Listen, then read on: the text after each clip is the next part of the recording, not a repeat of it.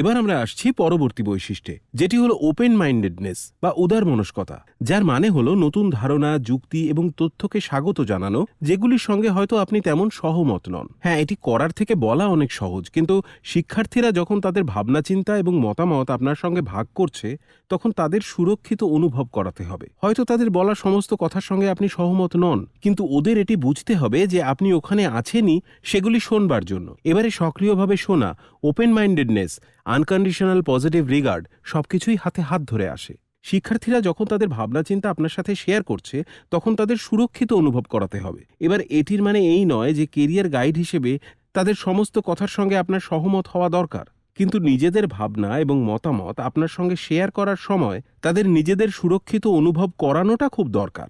এবং এটি করতে হবে অ্যাক্টিভ লিসনিং এর মাধ্যমে, সহমর্মিতা দেখানোর মাধ্যমে, আনকন্ডিশনাল পজিটিভ রিগার্ডের মাধ্যমে এবং ওপেন মাইন্ডেডনেসের মাধ্যমে। এই সবকটি ক্ষেত্রই হাতে হাত ধরে আসে। আমরা এটিও জানি যে আমাদের বেশিরভাগ সিদ্ধান্ত নেওয়ার ক্ষমতা আসে আমাদের মূল্যবোধ থেকে। মূল্যবোধ সময়ের সঙ্গে সঙ্গে পরিবর্তিত হতে থাকে। কয়েক দশক আগেও যেটি গ্রহণযোগ্য ছিল না, বর্তমানে সেটি গ্রহণযোগ্য এবং স্বাভাবিক। এবার এটি হতে পারে আচরণগত পছন্দ, জীবনশৈলী এবং ওরিয়েন্টেশন, সঙ্গে হতে পারে তাদের শিক্ষাগত এবং কেরিয়ার চয়েসও। তাই যে কটি দিক আপনি একজন শিক্ষার্থীর থেকে শুনছেন, সেই সবকটি যে আপনাকে জাজ করতে হবে এমন নয়। তাই শিক্ষার্থীদের সুরক্ষিত অনুভব করাতে হবে যখন তারা তাদের কেরিয়ার প্ল্যানের পিছনে যৌক্তিকতাগুলি আপনার সঙ্গে শেয়ার করবে। এগুলি যতই খামখেয়ালি শোনাক না কেন, আমাদের নিজের জাজমেন্টের উপর আস্থা রেখে শুনতে হবে তাদের যা বলার আছে, এবং কিছু ক্ষেত্রে পুনরাবৃত্তি করতে হবে যাতে তারা বুঝতে পারে যে আমরা বুঝতে পেরেছি।